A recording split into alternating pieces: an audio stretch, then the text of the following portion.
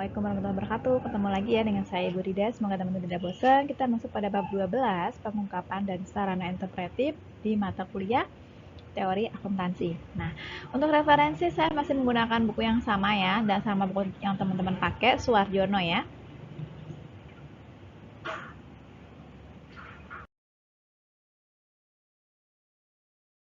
Nah, apa sih sebenarnya tujuan daripada pembelajaran hari ini? Nah, diharapkan teman-teman satu bisa menjelaskan pengertian pengungkapan, kemudian menyebutkan lingkup pelaporan keuangan, menyebutkan lingkupnya mencakupi FASB, Financial Accounting Standard Board, menyebut dan menjelaskan fungsi dan tujuan pengungkapan, menyebut dan menjelaskan model atau proposal pengungkapan, menyebut, menjelaskan dan memberi contoh metode pengungkapan, menjelaskan pengertian struktur akuntansi pokok, menjelaskan kelemahan struktur akuntansi pokok dan beberapa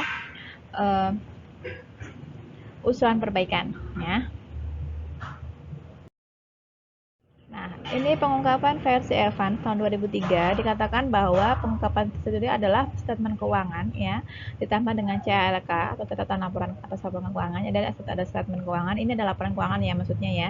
Ada statement keuangan, ada CLK sama pengungkapan tambahan atau informasi tambahan.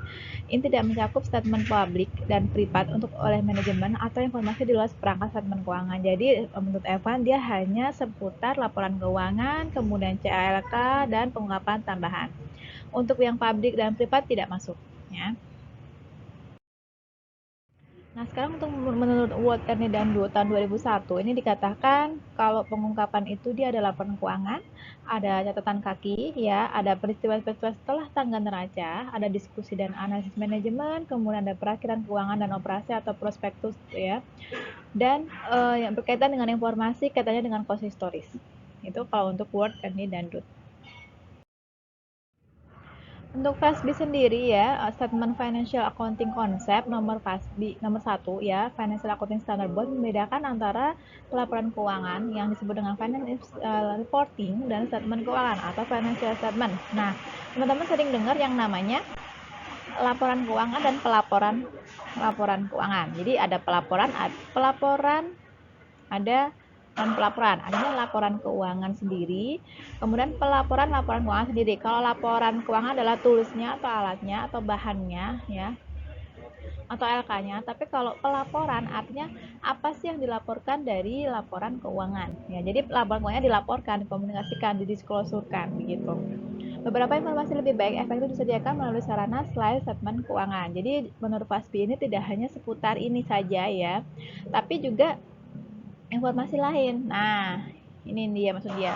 Ada sarana selain statement keuangan. Nah, sarana interpretif yang kita akan bahas di diskusi kali ini. Nanti ada di next slide ya. Nah, ini adalah masalah-masalah teoritis yang sering muncul untuk pengungkapan. Pertama, siapa dituju dan untuk apa? Kedua, perlukah disampaikan? Ketiga, seberapa banyak atau rinci? Keempat, bagaimana cara menyampaikan? Nah, siapa yang dituju dan untuk siapa? Nah, ini teman-teman. Jadi, yang dituju untuk laporan keuangan atau statement keuangan atau pelaporannya adalah ya ini investor dan kreditor sebagai fokusnya, kemudian kepentingan publik secara umum juga harus dilindungi dan dilayani ya. Informasi kualitatif juga dituntut untuk disediakan. Jadi informasi tidak hanya sebatas angka yang ada di laporan keuangan, tapi juga informasi kualitatif. Jadi ada penjelasannya ya. Dan pengungkapan cenderung meluas. Ini.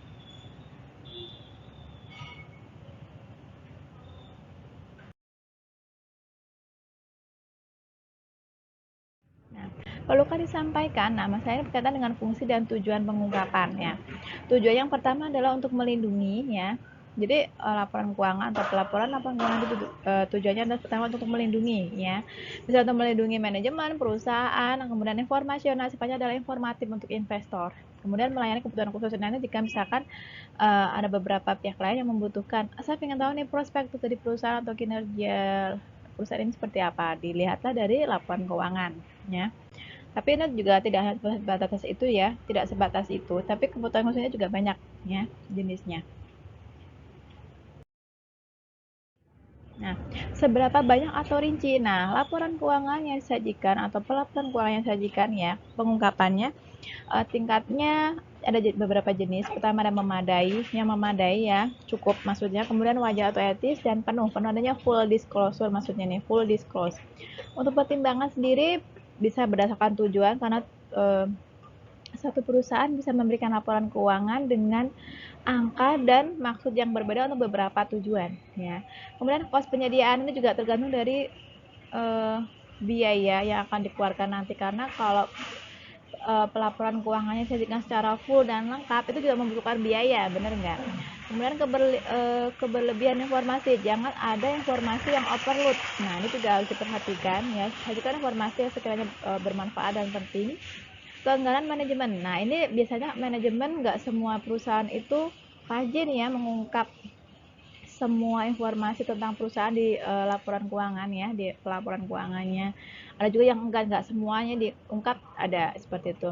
Wajib dan sukarela ini nggak baik ke tipe daripada pengungkapannya, apakah dia pengungkapan wajib atau sukarela. Kalau wajib seperti contoh laporan keuangan itu kan contoh perusahaan manufaktur yang sudah go public, dia harus wajib memberikan atau mendisklos mempublikasi laporan keuangan. Nah, kalau yang sukarela itu contohnya misalkan laporan CSR ya, Corporate Social Responsibility, yang benar-benar teman tahu. Tapi untuk perusahaan-perusahaan tertentu yang kaitannya dengan sumber daya alam, dan perusahaan tambang, dia wajib.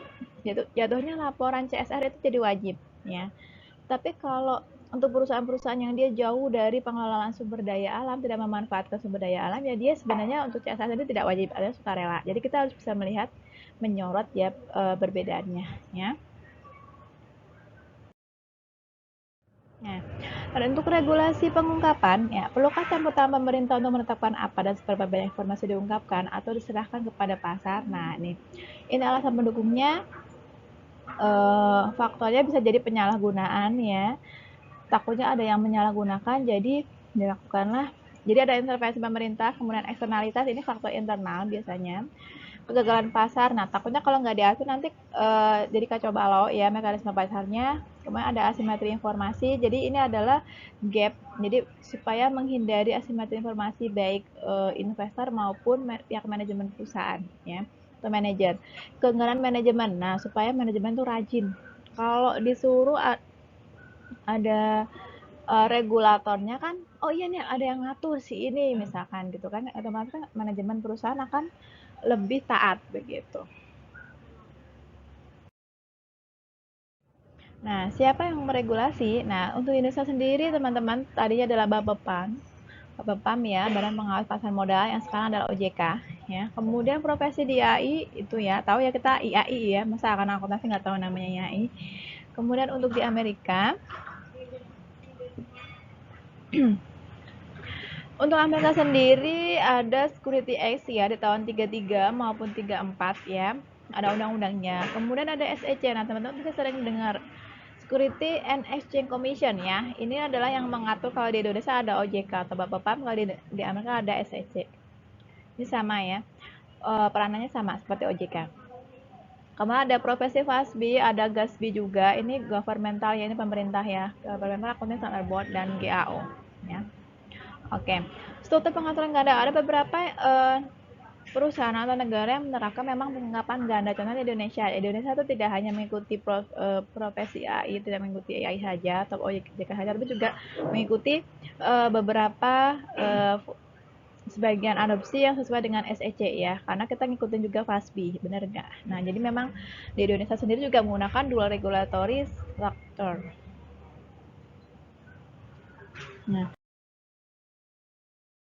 apa dan bagaimana menyampaikan? Nah, ini berkaitan dengan berbagai proposal tentang komponen-komponen yang harus disampaikan ya. Ada teman-teman, ada model yang akan kita bahas. Saya akan berikan gambaran nanti di next slide ya. Untuk model pengungkapan sendiri ya, ada model inti, ada model FASB, Financial Accounting Standard Board, ada model Komite Jenkins, ada William, dan peraturan SHJ atau Bapepam ya. Berkaitan dengan cara atau metode pengungkapannya berbeda-beda ya untuk model-model ini ya. Kita langsung simak saja untuk bagaimana gambarnya. Nah, ini dia. Model inti teman-teman, untuk model inti, nah kita cara membacanya adalah jangan langsung di pinggir, tapi kita baca dari tengah ya. Jadi di sini ada Core Financial Information Management, ceritanya adalah informasi manajemen, ini bahasa di model inti seperti ini.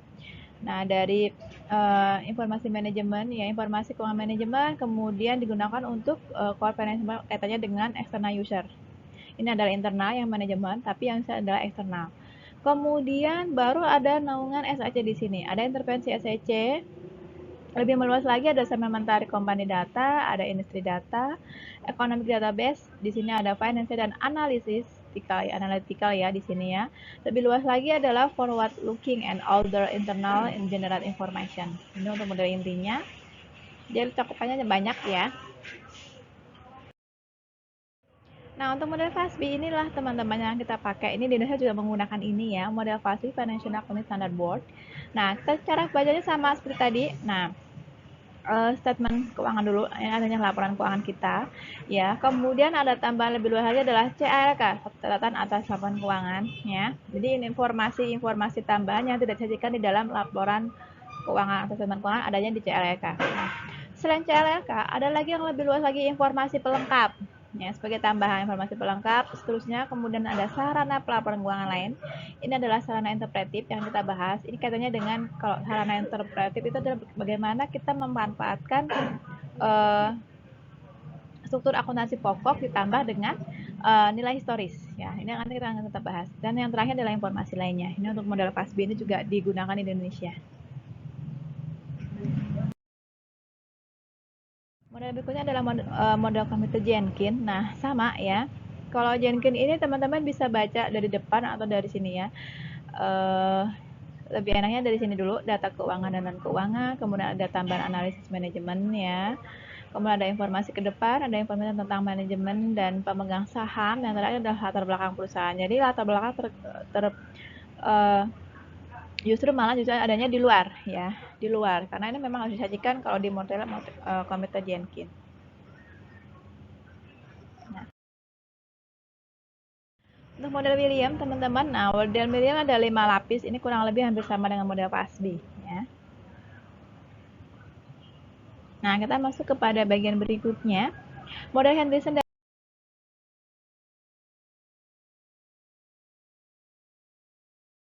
Van Breda ini mereka mendefinisi pengungkapan dalam arti sempit sebagai informasi untuk menjelaskan, memperluas dan merinci apa yang dinyatakan dalam seperangkat statement keuangan. Nah, untuk pengungkapan meliputi, nah ini teman-teman ada bagian-bagiannya. Ini menurut Henderson dan Van Breda ya. Yang pertama ada penjelasan atau CLK, kemudian ada kedua ada perakhiran keuangan, ketiga ada kebijakan akuntansi, keempat perubahan akuntansi, kelima ada peristiwa pasca statement dan segmen usaha.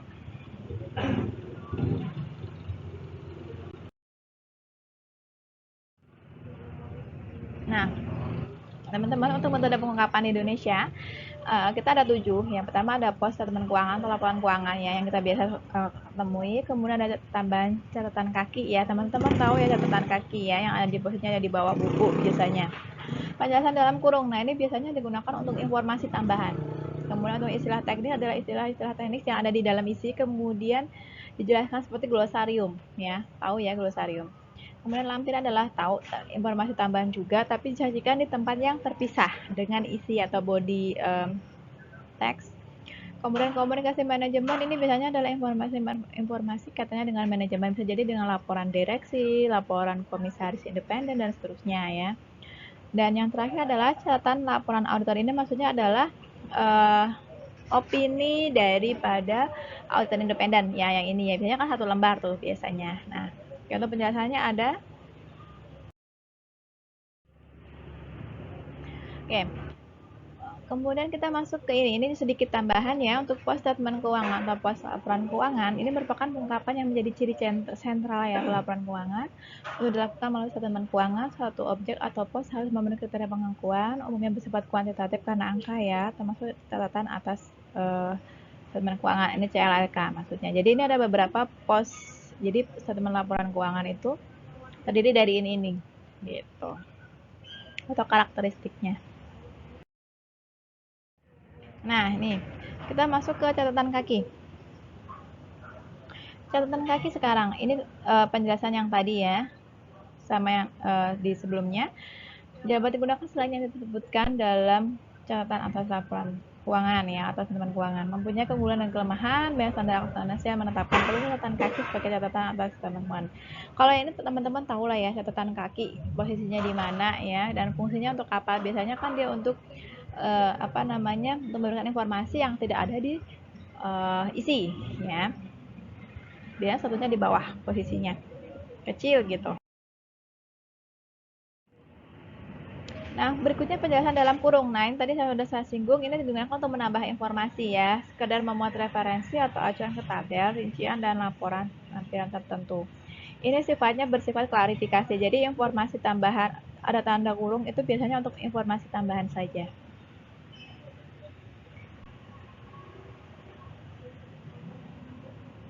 Nah,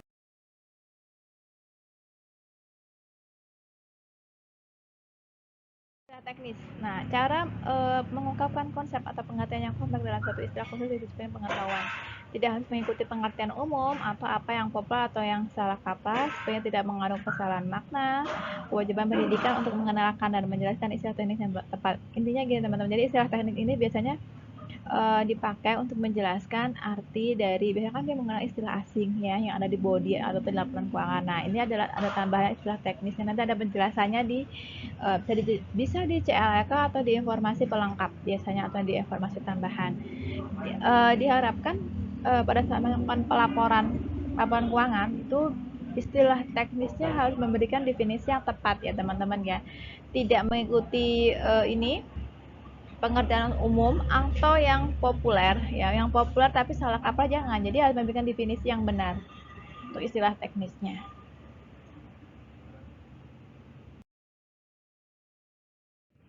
Nah, untuk penjelasan di lampiran ya, lampiran ini menambah tetapi tidak mengganti statementnya. Jadi dia hanya semuanya dapat penambahan saja.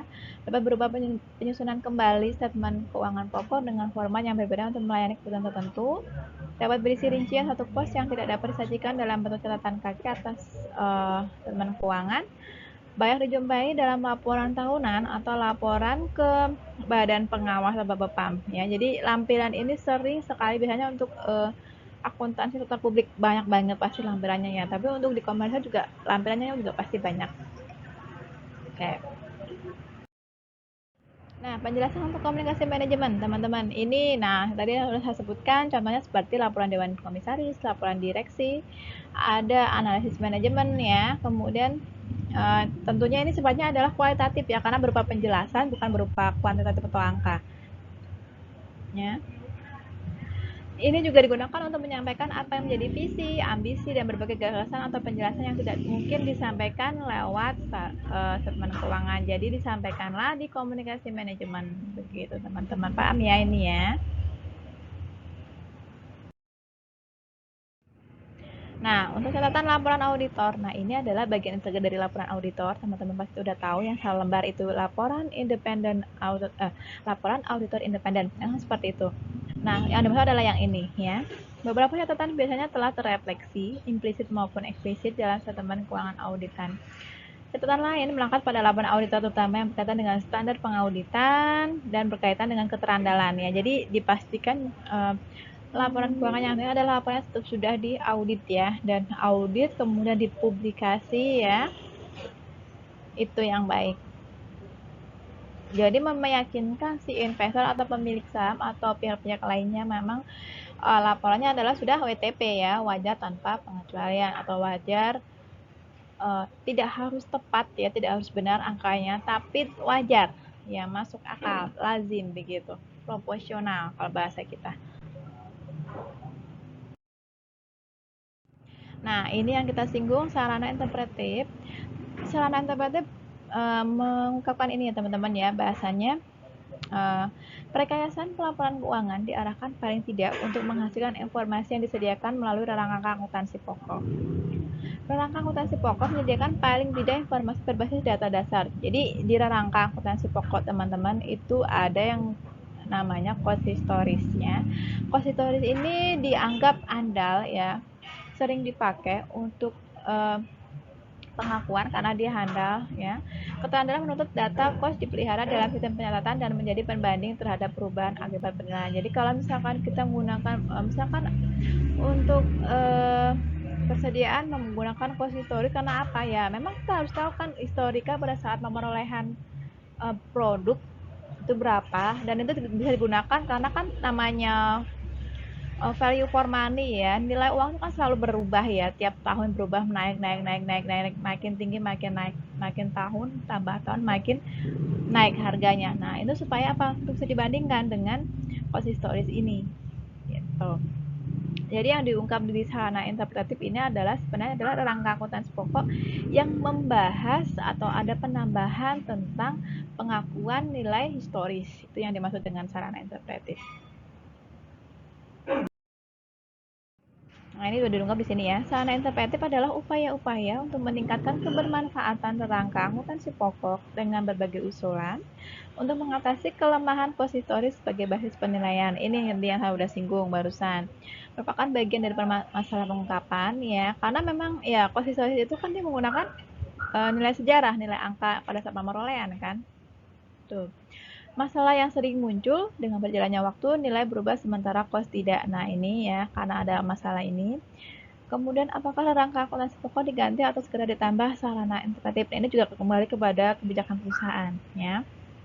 Intinya adalah ini teman-teman ya. Jadi upaya untuk meningkatkan kebermanfaatan rangka akuntansi pokok dengan berbagai usaha untuk mengatasi kelemahan cost history. Jadi karena cost history itu kan dia menggunakan angka lama karena ada kan kita makin hari value for money itu kan semakin berubah ya. Artinya kan cost history ini mungkin banyak kelemahan. Nah, kelemahan itu kita coba atasi, tapi kalau ini juga bisa dilakukan revisi, bisa tidak, tergantung dari kebutuhan juga ya, yang tadi sudah disampaikan di sini ya, tergantung juga dari kebijakan manajemen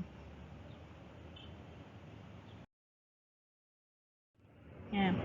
Masih berhubungan dengan cost dan nilai ya, cost sendiri adalah penghargaan sepakatan pada saat suatu objek diperoleh dan menjadi data dasar dalam akuntansi. Untuk nilai sendiri adalah persepsi terhadap manfaat suatu objek setiap saat dan diletakkan dalam satuan moneter. Ya, ini teman-teman sudah paham lah antara cost dan nilai ya, bedanya apa? Kalau cost itu kan diperoleh dari harga kesepakatan dua pihak ya. Kalau nilai itu adalah persepsi manfaat atas suatu objek. Nyatakan dalam nilai nominal. Misalkan nilai dari harga meja misalkan 1 juta. Nah, itu adalah nilai. Ya. Pada saat transaksi yang melibatkan objek, cost, dan nilai identik, persepsi selalu berubah dengan berjalannya waktu. Perlukah cost direvisi secara periodik? Nah, ini tadi yang sudah saya singgung, ini harus sesuai dengan keputusan manajemennya.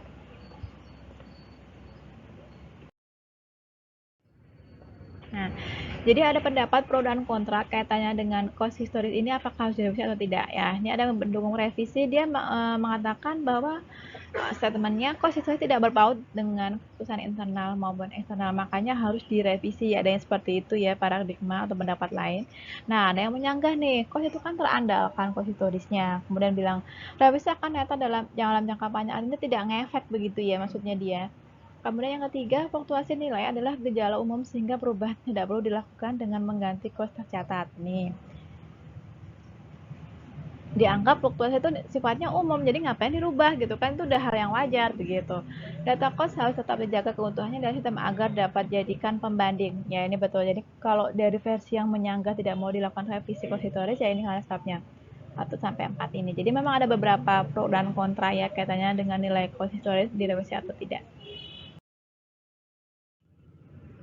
Nah, revisi kos fasilitas bisnis, perbedaan kos dan nilai makin penting untuk fasilitas jangka panjang. Ini yang meminta untuk direvisi ya, katanya dengan kos fasilitas bisnis ya. Nah, pendukungnya mengatakan adanya distorsi atau penyalahgunaan atau penyimpangan informasi ekonomis ya. Kemudian ada distorsi dana penggantian juga kalau dari sisi pendukung. Tapi ada yang menyanggah nih, dia tidak mau melakukan revisi ya. Dianggap prosedurnya tidak praktis, penilaian juga tidak andal, depresi bukan akuntansi karena sifatnya depresiasi ya, bukan akumulasi dana. Kemudian revisi dimungkinkan sebagai pelengkap dan pencatatan dilakukan dengan akun kontra atau penambah. Jadi ini juga dua versi, dua paradigma. Yang satu sisi revisi cost fasilitas bisnis maupun yang keduanya adalah yang tidak mau direvisi, dan ini juga berdasarkan alasan-alasannya ya. Tapi teman-teman kita tidak perlu bingung ya, untuk beberapa paradigma, dua paradigma berbeda ini kita tetap menjadi pandangan buat kita ya. Tapi untuk nanti realisasinya bagaimana Bu di perusahaan ya tentunya dengan kebijakan manajemen mana yang sekiranya, tapi yang sebaiknya memang kondisinya tidak perlu direvisi ya kalau untuk cost historis kalau menurut saya. Tapi kalau untuk cost fasilitas bisnis ini tergantung dari uh, kasus yang terjadi di perusahaan. Misalkan dia ada ini ya, ada maksudnya adalah untuk takutnya ada penggantian atau pengguna dana yang bisa dipertanggungjawabkan. Nah, mau nggak mau kan dia harus melakukan revisi cost dan seterusnya. Jadi memang kondisi kasusnya juga berbeda. Untuk menurunkan kemampuan aset. Nah, ini bila fluktuasi nilai bukan gejala umum tetapi khusus atau red zone, dapat dijustifikasi asalkan salah satu penuntut tertentu dipenuhi. PSK nomor 48 memberi pedoman untuk mengidentifikasi adanya penurunan kemampuan aset. Jadi teman-teman pasti sering pernah dengar ya yang namanya aset impairment ya. Namanya aset itu ada penyusutan ya. Aus, rusak, tidak beroperasi seperti sebelumnya, yang seperti baru dan seterusnya. Ya. Pengangguran sementara bukan gejala yang menuntut revisi cost aset ini. Ada beberapa yang menganggap bahwa di kasus perusahaan faktor pengangguran itu menjadikan harus melakukan revisi cost aset, padahal tidak juga ya. Ini tergantung dari PSK yang mengatakan memang tidak perlu dilakukan revisi ya. Tapi untuk lebih detailnya, teman-teman juga bisa melihat di PSK nomor 48 katanya dengan aset impairment untuk penjelasan kemampuan aset ini. Baiknya harus dilakukan seperti apa.